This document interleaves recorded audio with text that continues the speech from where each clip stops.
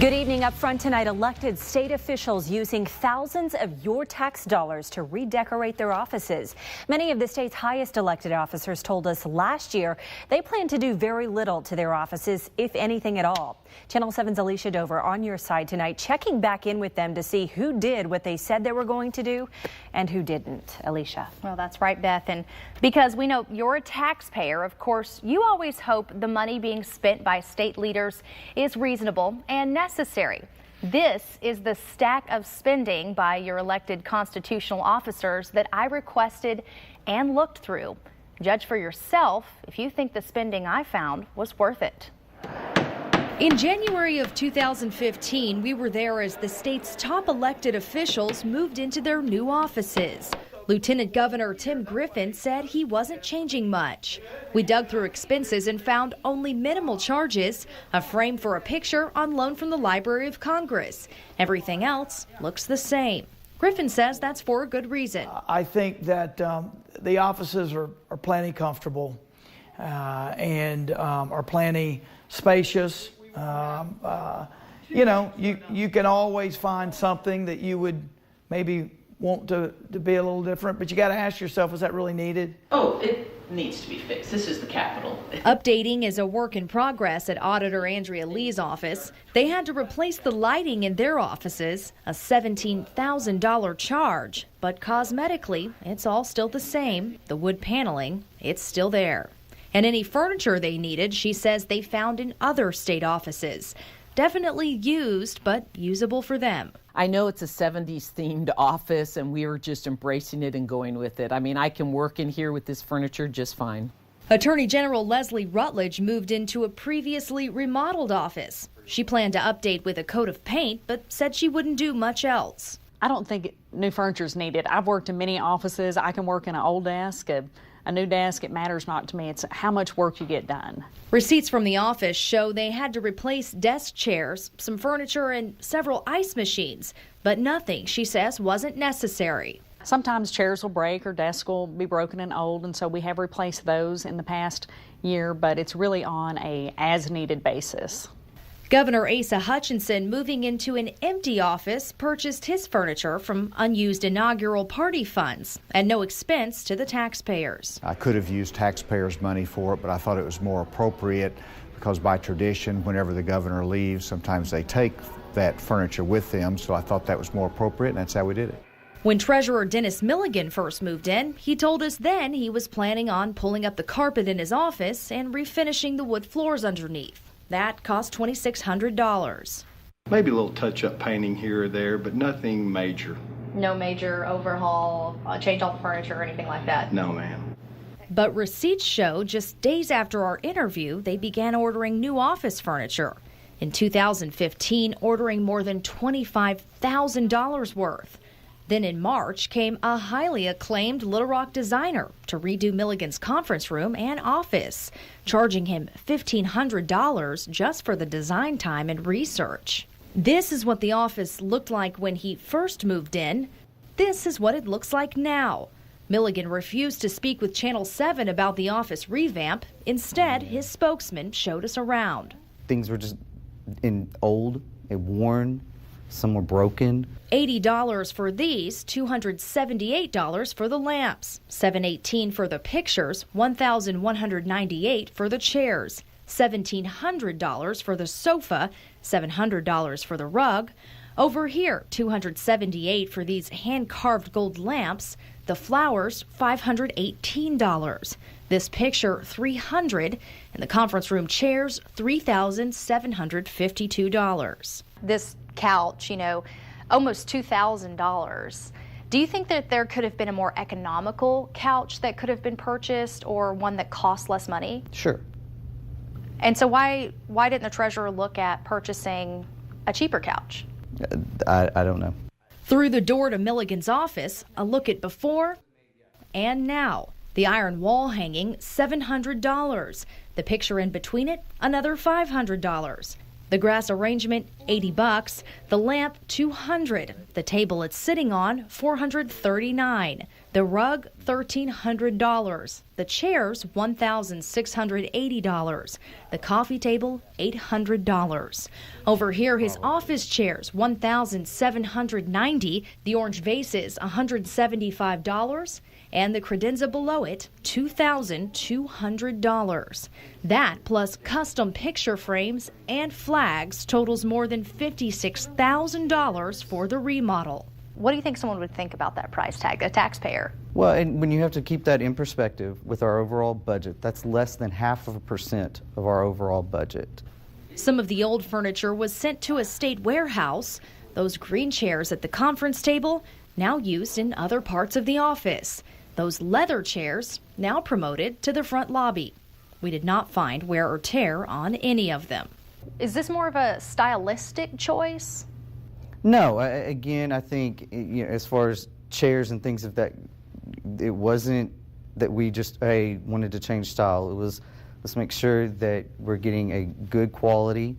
Those chairs were a little bit worn and needed to be updated. Do you think there would be people that would say the office was good enough? Well, yeah, I do understand and appreciate that perspective. I do also understand that, we do host high-level meetings with bankers and members from across the country. There is an expectation. And unfortunately, since Mr. Milligan refused an interview with me, I was unable to ask him why he told me he was not going to do any major remodeling and then did so. Beth? This is really eye-opening, Elicia. I'm just curious, did you find any other expenses that may raise the eyebrows of taxpayers? I certainly did. I found a lot of other spending items that might surprise you and things you will definitely have to see to believe tomorrow night, Beth. All right, we'll see you tomorrow night, Elicia. Okay. Thanks a lot. Good evening. Up front tonight, more spending of your tax dollars by Arkansas's top financial officer. Treasurer Dennis Milligan spent more than $56,000 redecorating his office. Channel 7's Elicia Dover uncovered those expenditures last night, and she's here now with more spending found. Elicia. Well, that's right, Beth. And in our report last night, I showed how Treasurer Milligan hired an interior decorator to completely redo his office and conference room, even after telling me he wasn't going to make any major changes to his office. Well, I read through thousands of receipts, and in those I found even more notable spending from Milligan that you as a taxpayer might like to know about. Take a look at Treasurer Dennis Milligan's newly remodeled office. More than $56,000 of taxpayer money went into redecorating it. From this to this. Even after Milligan told me he had no plans to remodel when he first took office last year. Maybe a little touch-up painting here or there, but nothing major. No major overhaul, change all the furniture or anything like that? No, ma'am. Milligan refused to speak with me about the charges, instead sending his spokesman to answer my questions about his expensive remodel done by a high-end designer. And so why didn't the treasurer look at purchasing a cheaper couch? I don't know. Now I've learned the office furniture wasn't the only decor he purchased. Over the holidays, swiping the state credit card for new Christmas decorations, hiring the same high-end designer to also decorate the office for Christmas, charging him $400 for labor and another $430 for decorations. But the holiday spirit didn't stop there.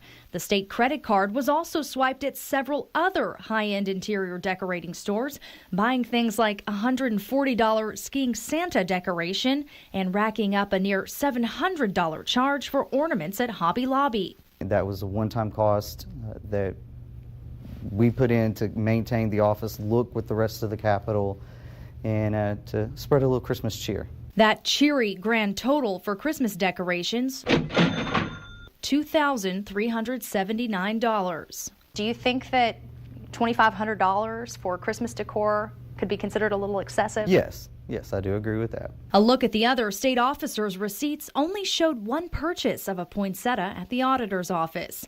We asked to see the decorations, but they were up in storage. Some decorations that Milligan won't be putting away anytime soon are currently sitting on his desk. Your tax dollars purchased this custom leather nameplate, desk pad, and mouse pad from a leather and tack company in Kentucky. That cost more than $400. Yeah, it's in there. It'll stay with the office, those kind of things. I mean, they do have his name on them, so obviously they can't stay with the office. Yeah, you can pull the name off. Compare that with this $2 desk pad we found available from the state's office product vendor, and this $11 mouse pad purchased by the auditor's office. I just know for me, I spend it on the things that I think are necessary. One thing that certainly won't stay with the treasurer's office are gifts bought with taxpayer money. Milligan purchased gold pins from a top Little Rock jewelry store as gifts to his executive staff, totaling $200. And another thing that won't stay with the office is all of the food they've been eating. Other constitutional officers purchase office basics like coffee and creamer, but not much else. Most people, they bring their lunch or they eat breakfast at home before they come to work. In Milligan's office, the consumption goes a bit further. I found more than $5,000 in grocery store purchases. Receipt after receipt of protein bars, crackers, Boost, cookies, chips, popcorn, beef jerky, nuts, chocolate milk, a long list of juices, and nearly every kind of soda possible. Paid for with your money. Do you guys regularly drink Boost and have energy bars for breakfast around here? Well, I know there are Boost, and I know that, yeah, people have, drink them, and I know that some on the staff eating the protein bars and things like that. What about, bringing your own snacks or your own Things breakfast? Like well, things like that, yes, do need to probably get in check. And by the way, if you want to see the first report that I did last night, we'll have that over at KATV.com. Beth. Hey, I've seen a lot of the reaction on Facebook. You've been getting a lot of comments. Yes, we have hundreds of comments, a steady stream pouring in today. Most of you expressing your displeasure with the treasurer's use of taxpayer funds. All right, probably even more reaction from tonight's story. I'm assuming All right, so. Elicia, thanks a lot. Thousands of people head into nail salons every year for pedicures. But how do you know if the salon that you're using is clean and following the rules?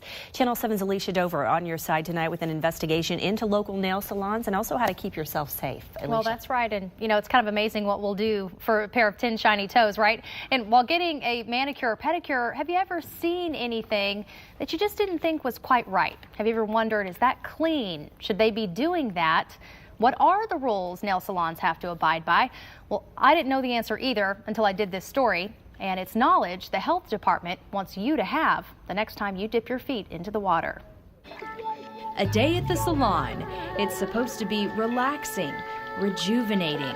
But for some, it can end up downright repulsive and even dangerous. Like this woman in South Arkansas, reporting after a pedicure, her toes became swollen, red, pussy, and extremely irritated. She was rushed to the emergency room with a confirmed case of staph infection. In Central Arkansas, this person's doctor calling her infection the worst case of fungus he's ever seen. And this woman in Northeast Arkansas reporting she had to have painful surgery for an infection after she claims her foot was cut by an unsanitized tool from a salon she says she used for years. Saying, when I read the rules and guidelines on your site, I didn't realize just how many violations were being practiced at this nail salon. We found at least 11 serious cases of infections reported to the health department over the last 2 years, along with hundreds of claims and confirmed violations of dirty salon conditions and reused tools. While any of these cases is enough to make your toes curl, the chief of cosmetology for the Arkansas Health Department, Kelly Kersey, says she thinks there's a general lack of knowledge amongst salon patrons of how salons should be operating. I think there's probably is, yeah. And I think this, to educate yourself is the best way to protect yourself. It's information the health department says they wish everyone knew. But we can't be there, all the time. So if you know what you're supposed to be looking for, that's the best way to protect yourself. Here are 3 basic things you should know. Nail salons are never supposed to reuse nail files or pumice stones, those gritty blocks used to remove dead skin. That is the main violation that we have. The nail file or pumice stone being used on you should be brand new and then thrown away. They have a hard time throwing that away because they're throwing money away is what they feel like, but it's still, You just can't get around that. After each pedicure, the foot bath must be drained, cleaned, and rinsed, then filled again with disinfectant, soaking for the manufacturer's suggested time. Would just wiping it out with a cloth be good enough? No, they would need to do more than that. But if you're not willing to be the salon vigilante, an inspector has already done it for you. All 5,000 salons in the state are inspected once a year. If there's a complaint, they'll visit right away. The health department says they get a couple a week. Inspectors use this form. A check mark means the salon didn't live up to standards, like this salon, which was found to be reusing cotton, files, buffers, flip-flops, and toe separators. New this year, you'll be able to see the salon's latest inspection hanging right on the wall. Any violations the salon had might be a better read than your tabloid magazine. The salon owner is definitely not going to want to have an inspection sheet hanging up there that's got violations on it. Lonnie and Jason of Chic Nails in Little Rock are almost certain they'll have a perfectly polished inspection, shutting down for 2 weeks by their own free will to remodel everything, with sanitation their top priority. I think customers, they appreciate, because they feel like it's worth the money they spend in here. Every client sitting in their new pedicure chairs will sink their feet into an individually lined tub. And then just go like that and go it away. So very clean. We still clean the bowl. Customers will get a brand new pack containing a file, buffer, and pumice stone each time. They say investing in cleanliness comes at a price, but it's not a price all salons are willing to pay. If I went into a salon looking for violations, do you think I would find them? Yes, you will. You will. We visited 3 salons to see for ourselves. Inside of this one, we found the worker washing the pumice stone instead of throwing it away. Here we found the salon reusing nail files. At this salon, which was cited last year for reusing tools, we found the worker cleaning this tool in dirty foot water and putting it back into the box. And also more reused nail files. So the next time you're in a salon, before you close your eyes and relax, you might want to open them for a second and let your toes do the walking if something's not quite right. And you can report any violations that you think you found to the health department website. Now, there's no clear form for doing so, but you just email them, and it's cosmo@arkansas.gov. Okay, a lot of things learned tonight. I didn't know a lot of those. It's good to know the next time you go in. All right, thanks for that report, Elicia. Well, in other news tonight, in February, we told you about a woman who says she was hospitalized with a painful infection after a pedicure at a Benton nail salon. Well, now a second woman says she got an infection after a visit to that same salon. Channel 7's Elicia Dover has the results of a health department investigation at the salon and what the salon has to say. The manager of Infinity Nails and Spa in Benton denies the women got infections from their salon. We talked with both women today. They say they're speaking out to warn others. On February 6th, Stacy Wilson says she walked into Infinity Nails and Spa in Benton and got a pedicure. In the days following, she was rushed to the emergency room and diagnosed with a cellulitis infection that crept up her leg. We spoke with her in the hospital where she showed us cuts on the side of her foot and pinky toe. She says put there from a rough pumice stone. I mean, it definitely feels like fire. I mean, like your leg is just on fire. Then on February 14th, Shanda Skinner says she went to the same salon and got a pedicure and says she was also nicked by a sharp pumice stone. About 2 days later, I noticed my feet were red on the top and beginning to swell, and I didn't feel really well. Skinner was hospitalized and diagnosed with a serious cellulitis infection in both legs. Both women reported their infections to the health department. 2 months later, Skinner now says she's still fighting the infection, taking antibiotics through an arm port. Wilson says her infection has mostly gone away, but the toll on her work and finances has not. I mean, I was out of work for 4 weeks. You know, that's a lot of money. Following Channel 7's initial report on Wilson and her complaint filed with the health department, an inspector visited the salon on February 17th after both women had already been there. The inspector found the salon was using dirty files and buffers and reusing flip-flops, and that some clean equipment was not being stored in closed containers. They also found some bottles and containers weren't properly labeled. The inspector discussed how to remove the sharp edges from the pumice stones and also told them to be careful with pumice stones on feet. I'm not surprised because I know that's where I got the infection from. The salon was fined $150. They are appealing the violations. There was one independent employee. Our employees are independent, which we've had addressed to, we've addressed that to all the employees. The salon manager denies the infections came from their salon and have turned the issue over to their insurance. The salon also claims there's a group of friends who got together claiming to have cellulitis. That is absurd. I don't know. I don't know Stacy. I've never met Stacy. I was very surprised that there was somebody else that had this going on. Very, very surprised. On Tuesday, Infinity Nails and Spa was visited by the health department again. This time, no violations were found. We actually had rave reviews. The inspector actually commented, salon looks good. And Wilson says she hopes no one else will have to experience her pain. I'm hoping that, of course, this doesn't happen to anyone else, but that they know what they have to do to make sure they have a clean salon and that things are used appropriately. Over at KATV.com, you can see my initial investigation into Arkansas nail salons, the standards that they're supposed to adhere to, and how you can report violations. Beth? All right, Elicia Dover reporting tonight. Thank you. Well, if you've ever ordered clothing online, this next story is for you. Did you know there are scam websites that post photos of clothing they've swiped from real designers' websites, attempting to sell you what's in the picture, but what you get isn't what is advertised? Channel 7's Elicia Dover has been investigating this. And Elicia, you showed us at 5 and 6, you actually ordered from a few of these sites to see what you would get. I did, Beth. I'm actually wearing one of the dresses, and here's what the website said I was going to get. It's a lot shorter and a little bit smaller than advertised, but overall, not too bad, right? Well, out of the 4 that I ordered, this was the only one even close to wearable. Wait until you see the others. While getting a bad dress online might sound like a $20 mistake, it's shaking up a billion-dollar industry by ripping off designers.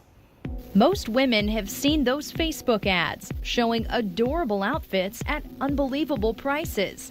It's tempting to click and shop, but as the saying goes, if it seems too good to be true, it probably is.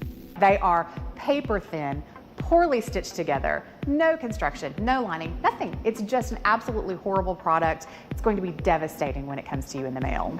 Devastating for you and for real fashion designers like Lane Berry. She designs for Mon Cherie, one of her dresses most recently featured on the Miss USA stage.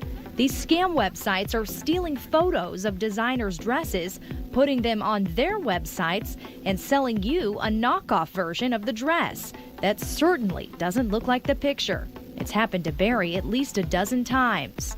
I think people don't understand that these photos are actually owned by somebody. They're paid for. The production of the photos are paid for. And those are being stolen, taken, and used. So the dress you think you're getting isn't hanging in the factory in China that's going to send it to you. That's not their perfect sample. That's my photo that I've taken of my dress, and it's not what you're going to get. For example, we found this evening gown for sale online, but a deeper search showed the photo was actually ripped from a red carpet appearance by Miss Tanzania, a one-of-a-kind frock that won't be showing up on your doorstep. Women across the internet posting what the picture showed they were getting versus what they actually received in the mail. Barry says her Conway store, the Royal We, sees a lot of disappointed ladies around prom time and worse, around their wedding. We will have 2 or 3 every single weekend who come in. I ordered dresses from several different websites that seem to have the most consumer complaints online. This one from Sammy Dress, in person, ending up looking like a tablecloth with ribbon sewn on. This one from Zoffel appeared to be a thick, structured dress, like the real one seen here on Nordstrom.com for $100. But what a steal! The same dress here, only $11.99. Upon getting it, it's apparent why. The dress has no lining, completely see-through, nothing more than a handkerchief poorly stitched together. Not even enough care to line up the stripes. This one from Dress Lily virtually unraveling before my eyes. The biggest fail of them all, a sheer lace gown for $40, very similar to this Moncherie design.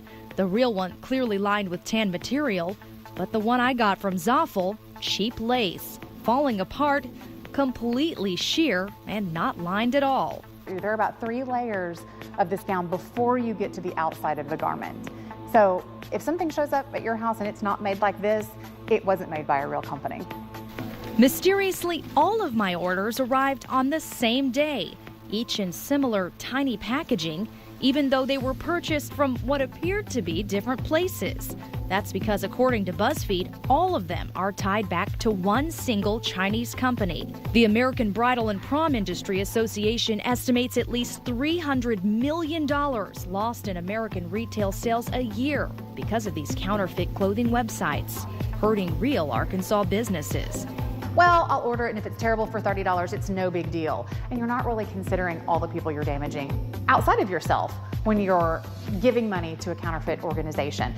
The ABPIA has filed lawsuits against more than 1,000 websites, pushing for tougher federal legislation and closer monitoring of the counterfeit shipments.